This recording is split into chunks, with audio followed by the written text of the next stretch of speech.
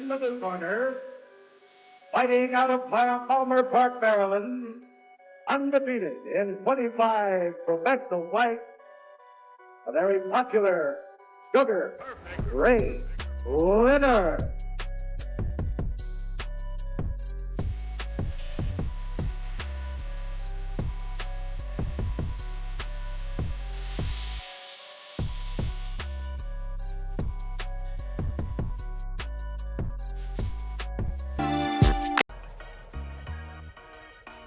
Many fighters have power, many fighters have balance, and many fighters have mobility. But Sugar Ray Leonard had all three. Leonard took inspiration for his style from Sugar Ray Robinson and Muhammad Ali. He used fast, fluid motion and complex footwork to outmaneuver and confuse his opponents. He could effortlessly move in any direction he wished, able to not only catch his opponents, but put power into the shots while doing so. So let's take it step by step, and look at the techniques that made Sugar Ray Leonard so unique. Like Ali and Robinson, Leonard began most fights by landing powerful jabs while circling to the inside. Particularly, double jabs to the head and body. The head shots would sting and swallow his opponent's eyes shut, impairing their vision, and the body shots would win them and take away their legs. There are broadly two ways to step to the inside in a fight, both having different uses. The first is the method taught to all new boxers, and involves moving the foot in the direction you're going first. In other words, if you're moving left, your left foot moves first. This technique does square you up, opening you to more attacks, but also allows easier use of your rear hand, and better lateral movement. The second technique is a cross step, moving your back foot first. This sacrifices some stability, and makes it harder to hit with your power hand. But it also narrows your body, and makes it easier to pivot. So it's perfect for circling and jabbing at long range. Leonard used both the traditional and cross-step technique while circling, opening up to shuffle out and change angles, and cross-stepping to jab and take a more defensive position.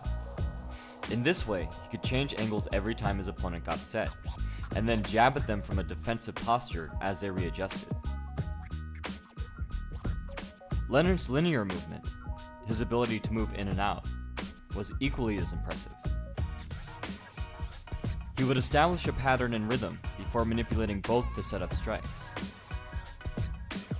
In this clip, Leonard feints by double stepping, making his competitor overreact with his foot movement alone. Leonard would establish this feint and then mix it with real strikes throughout his fights, leaving his opponents overreactive and guessing. He would sometimes jab on a second step, sometimes both steps, sometimes even adding a third. When Leonard had his opponent thoroughly confused, he would add on crosses. Once again, he played with the pattern, adding and subtracting punches. Every time an opponent reacted to a step instead of a real strike, a new opening was created for Leonard to exploit. What's truly impressive is that Leonard set all of these combinations up off of lead foot movement alone. Leonard was a master at combining his linear and lateral movement together to gain an incredible range of motion. He did this mainly through L-stepping, sliding one foot back and the other to the side in the shape of an L. By doing so, he was able to quickly and fluently move in any direction he chose, able to attack off angle, or escape from the corner back to the center of the ring. But what made Leonard truly formidable was his ability to manipulate his distance so rapidly and effortlessly while attacking. Even when throwing everything he had to try to knock out an opponent, his feet were moving faster than his hands, adjusting by inches to stay at the perfect distance and create openings. As I said before, many fighters have power, many fighters have balance, and many fighters have mobility. But a fighter with all three is truly something special. Before we answer the bell to the rest of the video, I want to talk about today's sponsor, you. The sport's greatest champions need rock-solid support to get to the next level, and we're no different. That's why we've launched the Modern Martial Artist Patreon with 4 tiers: Sparring Partner, Fighter, Champion, and Legend. Because, with your help, the channel can tackle bigger and better projects as we go from a respected champ to the top of the pound-for-pound list. But what if you sign up right now? I'm happy you asked. For all patrons at the fighter tier and above, the team has been putting in some extra road work to bring you three patron-exclusive videos each and every month.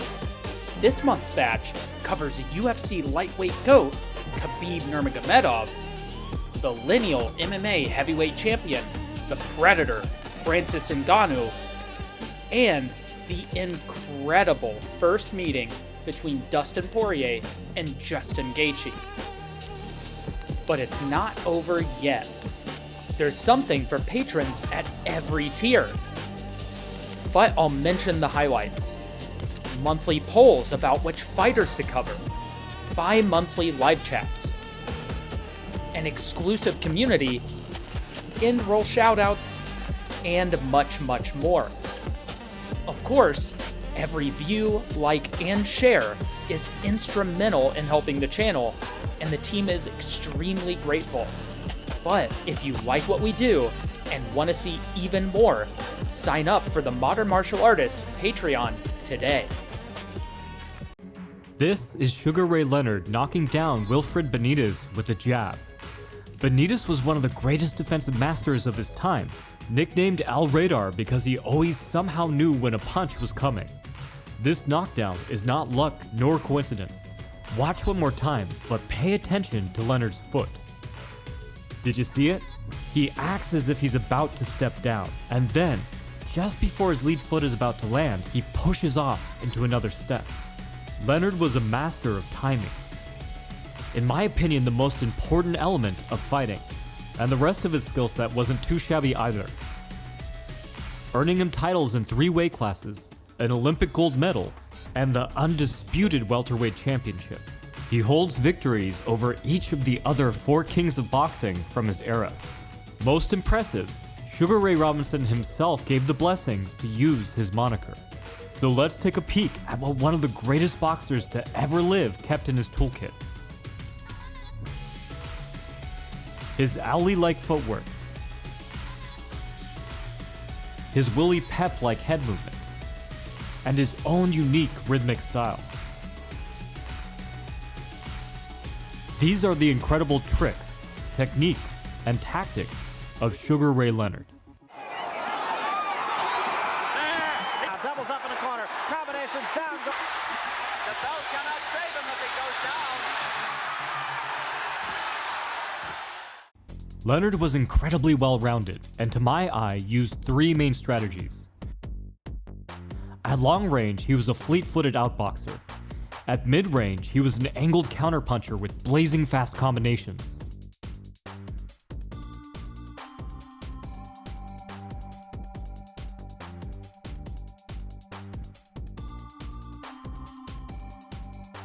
And at some point, when he felt his opponent was ready to go, he became a merciless brawler.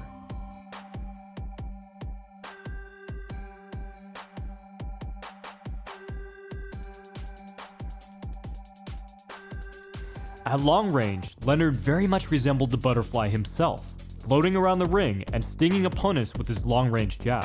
No doubt Leonard could have made a noteworthy career out of being an outboxer alone. Utilizing tricky footwork that only the most elite athletes can pull off at the pro level, Leonard made heavy use of cross steps, lateral shuffles, and L steps.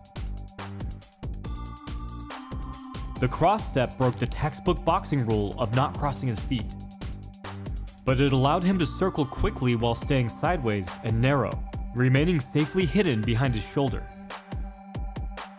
The trailing leg can also extend the range of the jab.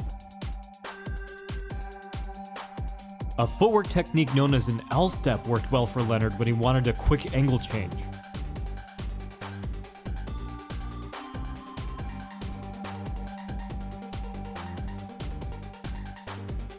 It let him reverse directions in an instant.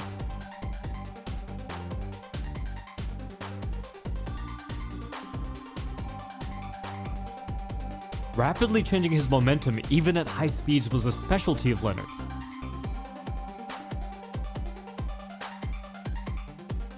And the L step is a great transition. It can be thought of as one of the major intersections in the footwork highway.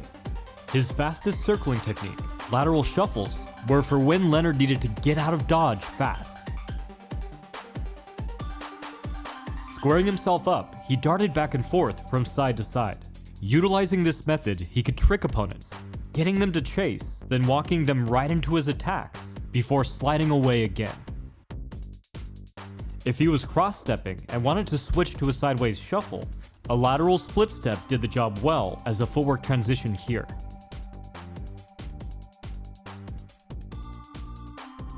Incorporating all of these tactics together, Leonard confounded the most elite fighters of his day.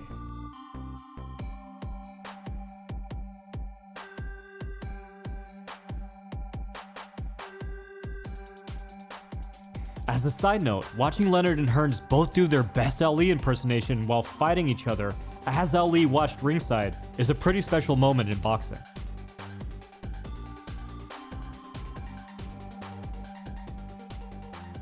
But as mentioned, Leonard didn't just hope to outpoint his competitors from long range. The guy loved to fight after all, and his ability to go from circling to just barreling in was part of what made him so exciting to watch. It was here that he showcased some of his most nuanced timing tricks. Mixing up his rhythm and distance, he would stutter his movements, pausing for a split second to let his opponent defend something that was never coming, then attacking as they relaxed.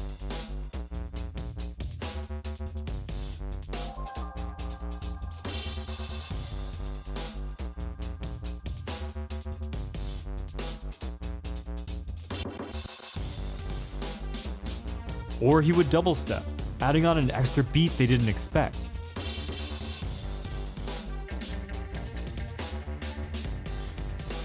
Or he would change his cadence, varying up his speed mid-movement.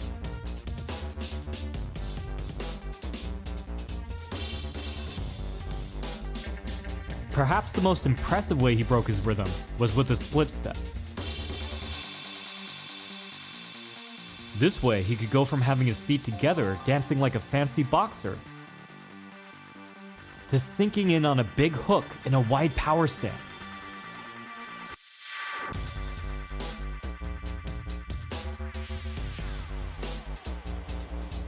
And this could all happen in the blink of an eye.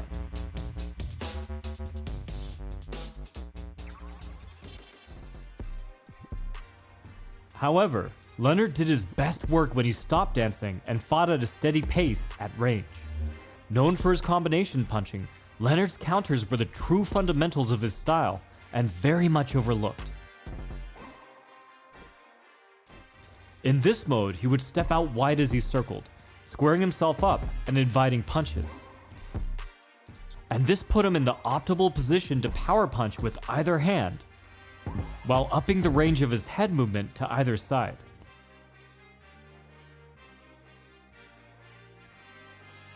Each time he ducked one way, it loaded up his punch to throw the other way.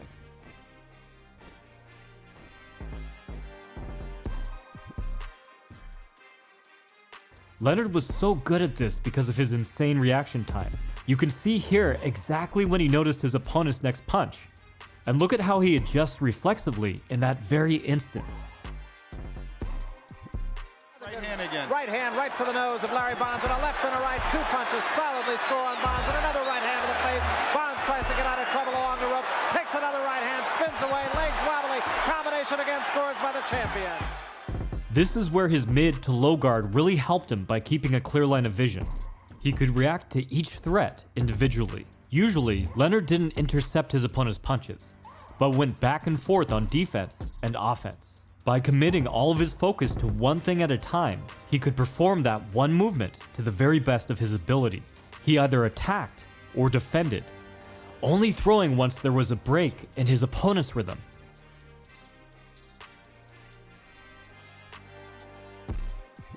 Face now of Larry Bonds, right above us once more. A right hand and another right, and a left hand, and Bonds goes down. He really did have some of the best timing ever. This got me wondering who had a better reaction time, Leonard or Roy Jones Jr. So let me know in the comments what you think. Anyways, it wasn't all counters. Sugar Ray is known for his blazing fast combinations, but it's near impossible to throw more than 3 punches without your competitor throwing something back. So Leonard followed the same mentality here too, firing off 3 or 4 punches, then defending his opponent's counter, then going right back to attacking. Hit him. That means that he's close enough. Kaluli wound up. Kaluli looks like he's sucking him in. Is he, Marvin? This is the way he looks like he wanted him to fight him. Getting lit and punching him. Ray is going up and down on him. Oh, he hurt him with the right hand. Leonard hurt him with the right. But this very clean and tactical style of boxing was completely thrown out the window when Leonard wanted a knockout. This looked so opposite to the long-range outboxing and circling tactics that Leonard used at the beginning of his fights that you could be forgiven from thinking it was a totally different boxer. At this stage, Leonard would just lob power shots with little to no setup, shifting forward to chase his opponents across the ring, crashing his weight into them and roughing them up. Sugar Ray wasn't shy about just eating a bunch of shots when he knew he was well on his way to a victory. But it's really important to note that Leonard knew they were done at that point. The shots he was dishing out and the shots they were missing, tearing them down until their foundations were collapsing. Leonard has to be careful though when he's going in there. He's leaving himself open sometimes. Might have hurt him with the left hook. Might have hurt Kaluli. Kaluli hit him with the left hand and did nothing. Kaluli loves to fight. Yes, he's a guy too. But his defense is... Oh, he hurt Leonard. I think he hurt him with the left hand. Marvin, Kaluli throws coming from when he's getting tagged and he's wondering why. Kaluli started to look tiring right now. Punching better than he has before, though. You drop the right hand, and then you can come. That was a good shot right there, the right hook. Half uppercut, half hook. That shot there, I think, really hurt him right there. 10 seconds He's hurt right here. Got him down! Kaluli is down! First time he's ever been knocked down! The same way that Demetrius Mighty Mouse Johnson starts the match as a long-distance striker to soften up the opposition before taking them to the ground, Sugar Ray Leonard began his matches as a technical outboxer before lobbing haymakers with the Bandit. For all these reasons and more, never was a fighter so worthy to be passed down the title of Sugar Ray. In 1987, sports fans around the world awoke to extraordinary news. Boxing superstar Sugar Ray Leonard had come out of retirement to face off against the unstoppable Southpaw champion, Marvelous Marvin Hagler. For nearly a decade, this had been the one fight that many fans had hoped for the most. But as the years ticked by, it became more and more apparent that it was the one fight they would probably never see. That all changed on the night that Hagler fought formidable contender John Mugabe. Although Mugabe had stopped 25 of his 25 opponents via KO or corner stoppage, pretty much everyone still expected Hagler to steamroll over him. After all, Hagler had proven equally dominant in beating 11 strong challengers over his 6 years holding the middleweight belt, knocking out every single opponent but Roberto Duran. But on the night of the fight, Mugabe surprised everyone by giving Hagler trouble, staying at range and outboxing the Southpaw. Equally surprised was Sugar Ray Leonard. Watching the back and forth fight intently from his front row seats, Leonard had a crazy idea creep into his head. If the knockout artist Mugabe was giving Hagler trouble by outboxing him, then how much trouble could the great boxer Sugar Ray Leonard give him? Leonard turned to the man he was seated next to, who happened to be the movie star Michael J. Fox, and proclaimed that he was certain he could beat Hagler. "Sure you can," said Michael. "Have another beer." But Ray was dead serious. He had gotten the sense that Hagler had weakened, and now he was determined to test his lightning-fast hands against Hagler's granite chin. Leonard was thrilled when Hagler finally took Mugabe out in the 11th. If anyone was going to defeat Marvin Hagler, he decided, it was going to be him. It would be a tough stylistic matchup for both men, each having a unique, unusual style, and each being strong where the other was weak. Hagler was a southpaw switch hitter with knockout power in both hands. The foundation of his style was an incredibly unique jab, thrown off of a shuffle. Gazelle hooks are rare enough, but Hagler's Gazelle jab was even more powerful, as he could use it to move competitors into his left hand. This is where Hagler's fluid ability to switch stances really came in. After compelling opponents to move inside with his right, Hagler would cut off the ring and rapidly close distance by turn shifting into orthodox. Hagler was known for being a complete savage in the ring, isolating himself for weeks before the fight to focus purely on the hatred he held for his opponents, what he called feeding the monster that lived inside of him. He was able to finally unchain this monster on the night of his fights. It would be hard to think of a boxer more different in every way from Hagler than Sugar Ray Leonard. Leonard's style was inspired by Muhammad Ali and Sugar Ray Robinson. He could evade shots by rebounding back and forth in a wide stance,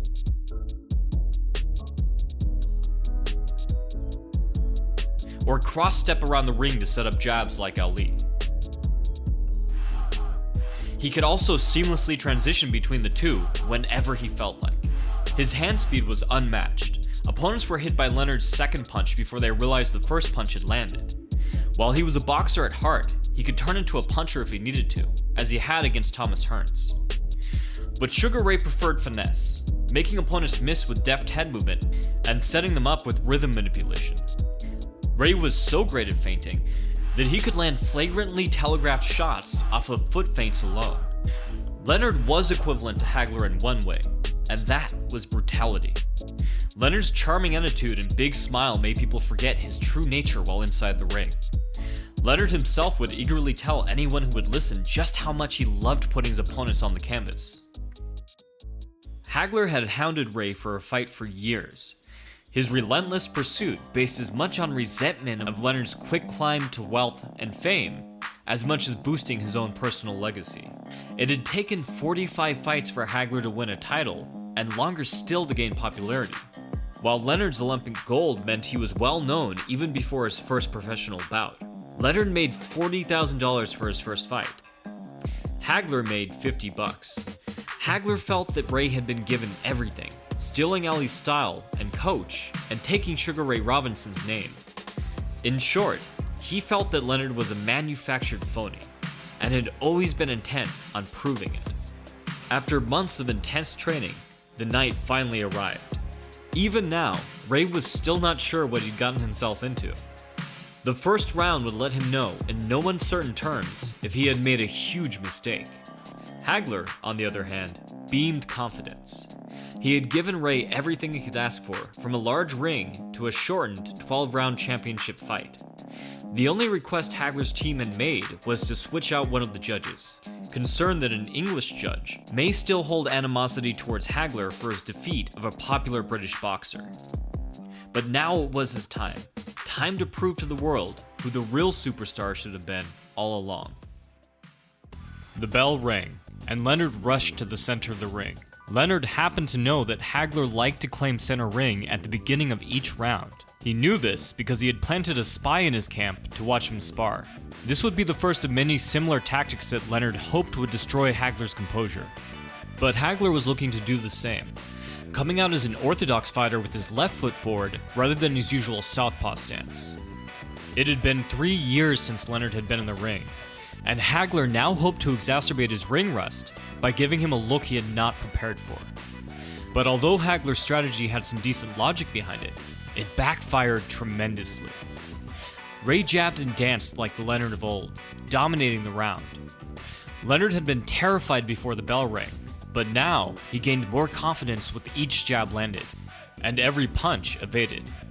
This would have been far more difficult with Hagler's right foot forward, as was evident when Hagler finally switched to southpaw near the end of the round.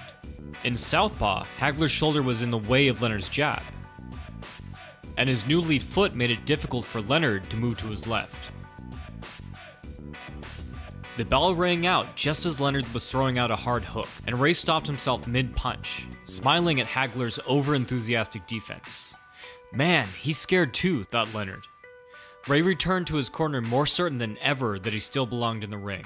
Both men had tried to break the other's composure, but only Hagler had weakened himself in doing so. In round 2, Hagler came out left foot forward once again, and now that Leonard had cleared off the cobwebs, he felt it was time to throw more than just jabs. The second was an important round, as it established 2 key battlegrounds upon which the middleweight war was to be waged. The first was Leonard's use of broken rhythm. Leonard circled and danced as he had in the first, but now he would suddenly stop short, breaking his rhythm to plant down and throw. Then he would angle off once again. What Leonard was doing was setting up a consistent rhythm for Hagler to follow, and then breaking it to let Hagler walk himself into Leonard's shots. Leonard's coach, the great Angelo Dundee, had noticed from watching tapes of Hagler that he liked to set up his punches with a certain rhythm, calling Hagler a two-stepper, someone who liked to hop in with a 1 and a 2 cadence before throwing a punch. And once thrown off his rhythm, he noted, he would be a sucker for a right-hand counter. And so, Leonard intended to get off his punch in the time it took Hagler to prepare his. But Hagler was a far better boxer than most gave him credit for. While Leonard surprised Hagler the first time, catching him clean with a rare body hook, the second time, Hagler ducked under Leonard's overhand and then threw a hard body shot. The next time Leonard stopped short to throw, Hagler elbow blocked and shot out a rear hook.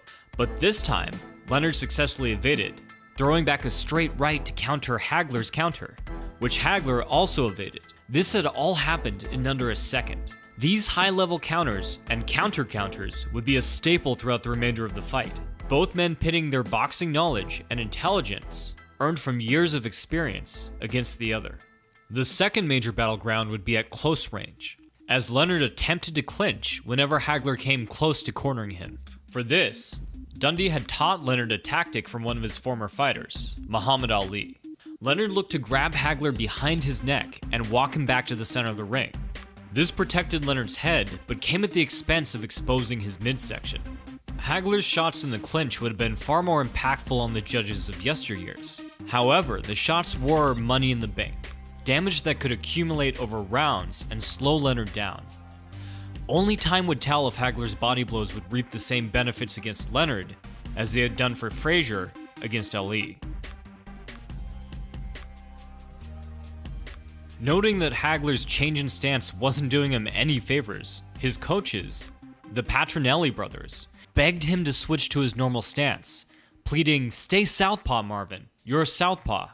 Hagler took their advice, storming out with his right foot forward. For many, this was now the actual start of the fight. Immediately, there was a noticeable difference. Hagler could now rely on his signature shuffle jab to close the distance. Ray was having a much harder time driving Hagler into his shots, because Hagler's leaping jab came from so far away that Ray simply wasn't close enough to throw first. What's more, Hagler's jab was putting him in range to score with his left. But while Hagler was doing better at long range, Leonard was figuring out close range. When Hagler and Leonard had both been in orthodox, Leonard used the traditional method of resting on Hagler's left shoulder in order to keep his head safe from Hagler's right hand and smother his left hand. But now that Hagler was in southpaw, Leonard positioned his head on Hagler's right shoulder and stepped into southpaw himself. This created the same safe position of two orthodox fighters, only in reverse. Ray was still vulnerable to body blows, but he had hoped to offset this by landing headshots as he exited. But for now, the clinch still favored Hagler. Hagler had done considerably better in the third, but it had also been Leonard's first round adjusting to Hagler's southpaw stance. The fourth would be crucial in determining who would truly control the remainder of the fight. The two stood for the fourth, Hagler banging his gloves against his head, and Ray still intent on stealing center ring. In the third, Hagler had caught Ray with several lefts as he attempted to lateral shuffle away from the ropes. Perhaps in response to this, Leonard stayed more sideways. This put him in a better position to defend and counter, but he was now forced to use more complex footwork to escape. He pivoted 180 degrees and used linear shuffles to exit. But as the round wore on, Hagler was closing the distance more and more consistently. Perhaps sensing the shift in momentum, Ray played to the crowd by winding up a bolo punch. The blow landed low, but it did its job, distracting the audience from Hagler's improving performance. And, just as Ray intended, it infuriated Hagler, who, according to the ref, shouted, "Fight me like a man, bitch." Perhaps Leonard should have been careful what he wished for. Within the space of one round, Hagler had figured a way around Leonard's modified clinch. Hagler went to work creating room for his shots by stepping back into orthodox. Although a bit out of character, Hagler's retreating footwork created the space he needed to sneak in tight uppercuts and hammer Leonard's body. "Everyone was looking for me to knock him out," Hagler would later explain, "but I just wanted to beat him." Ray was often able to counter Hagler's body shots with headshots, evening out the exchanges. Still, Hagler hit harder, and an even exchange would damage Leonard far more over time. If Leonard could not rely on the clinch, he would be far more vulnerable in the corner. Leonard came out for the fifth with a new strategy. With Hagler's jab making it difficult for Leonard to walk him into power shots, Leonard instead looked to keep him at bay with his own jab. Hagler's jab hit much harder, but Ray, a naturally gifted boxer, was having an easier time setting up combinations off of his jab. But then, Hagler once again showed his own boxing acumen. Sneaking into orthodox, he intercepted Leonard's jab by crossing over a huge right, a classic power hand counter from orthodox. Then, Hagler turn-shifted into a big left hook. Leonard retorted with a multi-punch combination, but every punch missed its mark. Hagler smelled blood. He pressured Leonard to the ropes repeatedly. Leonard tried to fight fire with fire, throwing a flashy flurry mid-ring that whipped Hagler's head around. But the next time, Hagler punched with him. Sensing danger, Ray tried to clinch. However, Hagler had already found the solution to this in the last round. He stepped back into orthodox to make space and let loose a tremendous uppercut that shook Leonard to his core. With 30 seconds left in the round, Ray would have to do his best to simply survive. But just as he had with Hearns, Leonard stayed totally calm under fire. Falling back on experience, he leaned on the ropes, covered up his body with his arms, and relied on head movement to protect his jaw. Every few seconds, he would barely avoid a knockout punch, then throw a huge flurry that mostly failed to hit anything. Leonard would later say, "When you get hit by Marvin Hagler, his punches are like a thud, like a boom. Just think of a piston constantly pounding. It's the wear and tear that eventually takes control." Thankfully for Leonard, the round ended before Hagler could fully capitalize on his weakened condition. Hagler gave Leonard a small shove. Ray would later admit that he was shocked to realize at that moment that Hagler had no idea how close he had come to taking him out. It had undoubtedly been Hagler's best round in the fight. But while Hagler won the round on all of the judges' scorecards, his clear frustration sent off a signal that he had not done as well as he had. Hagler gave no consideration to the mood of the crowd, or the message that he was sending to the judges. Sugar Ray, on the other hand, was a natural showman, easily able to play to the crowd. This state of affairs would only get worse the longer the fight went on. Then again, if Hagler kept up this momentum, the fight might not last long enough for it to matter. In the corner, Dundee gave Leonard some simple advice, shouting, "Don't stay on the ropes. You're trying to load up. Don't load up." Ray agreed. Hagler, on the other hand, was determined to finish Leonard this round. After a tough start to the fight, he had finally hurt him. However, it was in the sixth that Sugar Ray demonstrated exactly what made him such a great boxer. Leonard put every piece of combat knowledge that he possessed into this one round. He first went to his versatile jab. He used it to break up his rhythm, double or triple jabbing to set up hard crosses and uppercuts in erratic tempos that Hagler could not predict. And because of this element of unpredictability, Leonard could get away with hurling blatant 1-2 combos at Hagler with no setup. He also used his jab to smother Hagler's lead hand, denying him his own jab. Or he left it extended to push Hagler's head or shoulder, off-balancing him. He blocked Hagler's vision. He drew punches so he could counter, or make Hagler miss by slipping or pulling. It was a complete and total masterclass Leonard put on, only one round after nearly being finished. While the sixth only confirmed what Leonard had learned in the fifth, that it was a terrible idea to clinch, Leonard still remained physical, pushing Hagler away or barreling into him. But regardless of how many punches the champion took, Hagler's iron chin meant he could afford to simply take shots until he had Leonard against the ropes. But here too Leonard switched tactics, firing off tight combinations to force Hagler to shell up. Leonard used his brief moment of immobility to pivot away. For the entirety of the round, Hagler came at Leonard with everything that he had. But miraculously, Leonard had pulled himself out of the fire, winning the 6th on the scorecard of all 3 judges. Ray returned to the corner triumphant, but with his clinch gone, he would have to continue relying on his footwork and boxing for the entire second half of the fight. It was anyone's guess just how far the aging boxer's legs could carry him against one of the most aggressive fighters to ever lace up gloves.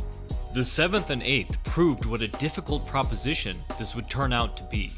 Leonard found he could still clinch for brief moments, incorporating a cross block to avoid uppercuts. Nonetheless, he was still taking far too much punishment at close range to allow him to clinch with any consistency. Hagler was also making it harder and harder for Leonard to counter.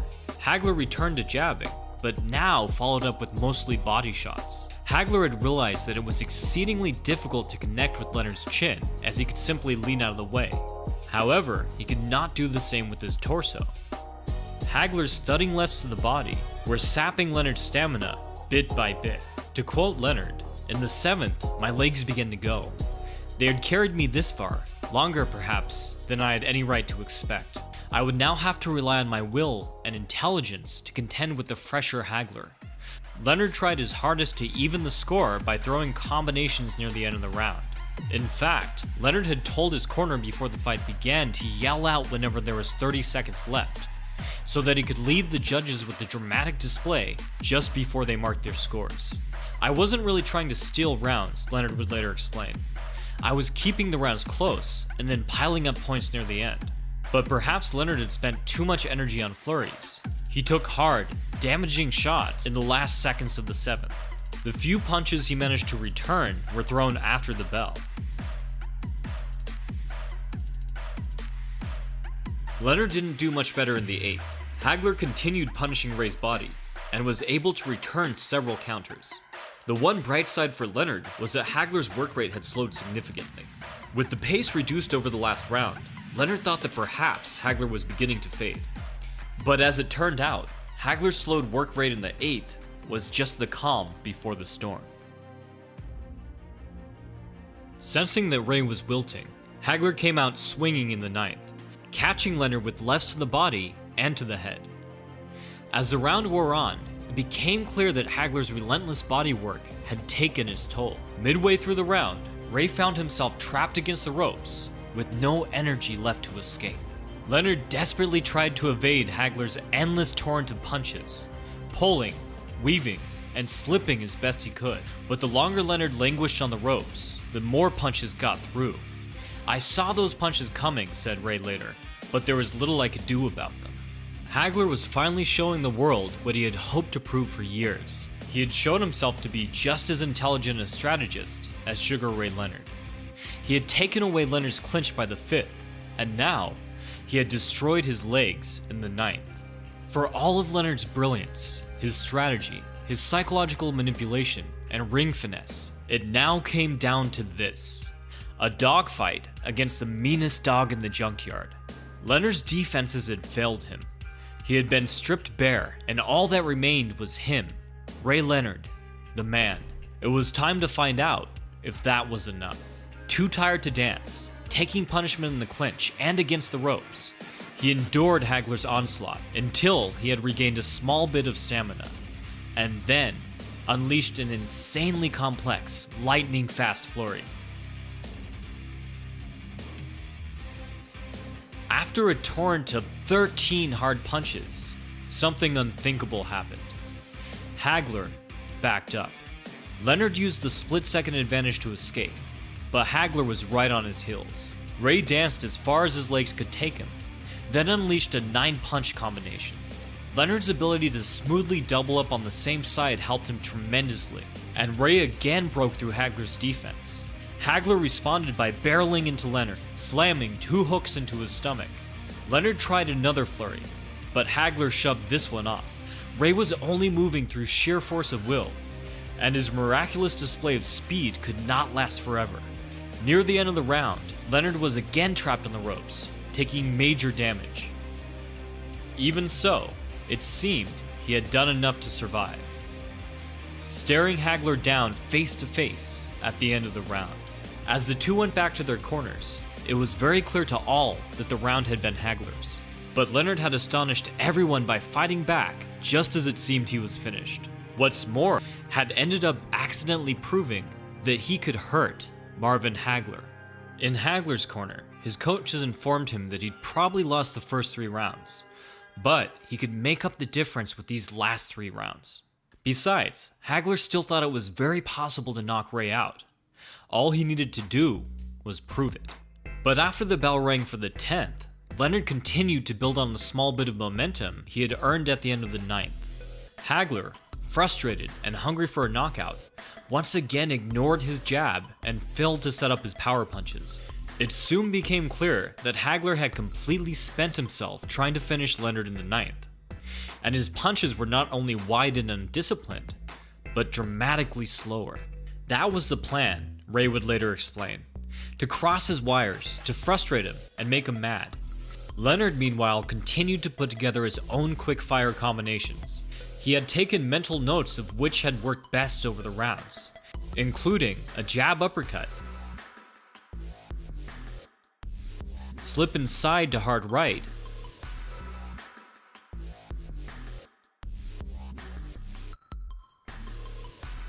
and a lead body hook to head hook. Now he put these combinations to good use. Even with all of this, Hagler's relentless pace and insane work rate allowed him to connect with enough punches to put the round in question. In the end, the 10th was nearly even, with 2 of the 3 judges giving the nod to Leonard. Sensing that the crowd had turned against him and never wanted to trust judges regardless, Hagler approached the 11th with incredible ferocity. But this time, he largely abandoned his high guard, keeping his hands lower. He entered into mid-range with skillful head movement, countering with perfect precision and timing. It was Hagler who was flurrying now, leaping across the ring to cover distance, and then brutalizing Leonard on the inside. Ever cognizant of the crowd, Leonard taunted. He milked Hagler's anger for all it was worth. It gives off a certain kind of impression if one fighter looks mad and the other looks scared. It's another kind of impression entirely when one looks mad and the other acts like it's funny. Leonard continued with his sporadic flurries. Hagler was administering punishment at a steady pace, but Leonard was dishing out damage in large, unpredictable doses. Although Hagler was outlanding Leonard, Leonard's hand speed was so off the charts that it was difficult for any casual onlooker to tell how many of his punches were actually landing. All Leonard needed to do was connect once, and fans would assume that every punch in the flurry had landed with the same power and precision. But as great as Leonard looked, he had been running out of fumes since the 9th. Hagler's punches continued to find their mark, and now Ray's chin was being tested as well. Still, Leonard's last-second barrages and showboating were doing their job. Even though Hagler had outlanded Ray in the 11th and thrown the harder punches, it was Leonard's name that the crowd was chanting as both returned to their corners. As the bell rung for the 12th and final round, Leonard raised his hands in the air. The crowd cheered. The message was clear. Leonard was claiming that he had won the fight, that he was so far ahead, all he had to do was survive this last round. To Hagler, it was audaciously delusional, but it was also a little terrifying. Hagler had been at the end of questionable decisions a few times in the past. "I'm a little scared about this fight," he had admitted earlier, because Las Vegas is a gambling town. Hagler now feared that if he didn't finish Leonard off himself, the judges would award Leonard a victory that Hagler thought was clearly his. After waiting over 10 years, he simply could not let that happen. Even more livid than before, Hagler refused to uphold the tradition of touching Leonard's glove for the final round. It was up to the referee to touch the two men's gloves together. Hagler landed a solid left, and Leonard decided it was best to stay at a distance. Even in the last round, Hagler looked fresher than ever, sharp, and dialed in. His guard remained active. He easily waded through Leonard's punches, bullying him into the corner.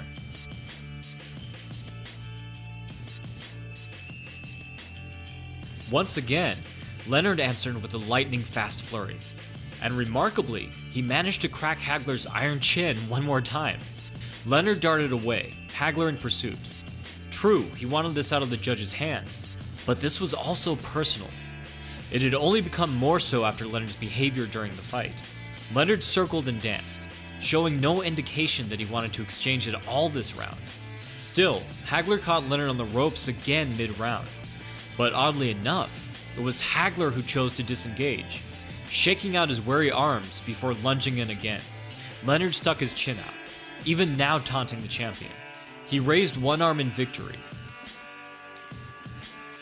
used the Ali shuffle, did everything he could to infuriate Hagler, and hide the fact that this was the most tired he'd ever been in his life. Several times, he desperately looked over at his corner to see how much time was left, all while projecting an air of extreme confidence. But finally, his legs were done, and he was forced to clinch and just take the shots Hagler pounded into his midsection. After what seemed to Leonard an eternity, his corner finally yelled out, 30 seconds. Leonard unloaded one final combination, then danced around the ring. 10 seconds later, and his legs had no more to give. The fight was not over, yet all Leonard could do was lean against the ropes and cover up. Leonard would be a sitting duck for the last 20 seconds of the fight. Hagler began by landing 2 tight uppercuts. Leonard threw back, his weary arms only moving at a fraction of the speed they were capable of. Hagler gave it right back, nailing Leonard with a rear cross to the chin. He stumbled, his legs buckling for a brief moment. Here was Hagler's last best chance at a knockout. Ray threw a wild haymaker, desperately trying to back Hagler off. Hagler pulled, and then came back with 2 hard straight lefts. But then, suddenly, the bell rang. Leonard was still standing. He raised his hands, ecstatic. Hagler had lost his chance to put Leonard down on the canvas. But still, he was certain that he had won the fight. Leonard smiled. He knew he'd won the fight as well. Very shortly, the two would find out from the judges which was right and which was wrong. After a brief celebration by both fighters, the judges' scores were read. The first judge had it 115 to 113 for Hagler. The second judge had it 118 to 110 for Leonard, a score both fighters found utterly ridiculous. Ironically, the original judge, who Hagler had switched out for this one, was watching from home and would have scored it for Hagler. However, it was now clear there would be a split decision. The last judge held the fate of the fight in his hands. He had scored it 115 to 113 for Sugar Ray Leonard. Leonard had pulled off the impossible, defeating one of the greatest boxers ever a full weight class up. But to this day, the fight remains one of the most controversial bouts in the history of combat sports. I've been asked who I believe won the fight more times than I can count since beginning the Four Kings series.